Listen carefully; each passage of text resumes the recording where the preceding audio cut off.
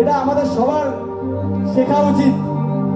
ও মাই god, Zubeen Garg এমন একজন শিল্পী। আমি একটু আস্তে আমি কথা বলি একটু। আমি বা আমার মতো হাজার হাজার লাখ লাখ শিল্পী, যখন আমরা এই জেনারেশনের ছেলেপেলেরা যখন বড় হচ্ছি আর কি, বড় হয়ে মানুষ হচ্ছে আর কি, তখন জুবিন গার্গ এসেছিল, মানে পিয়া রে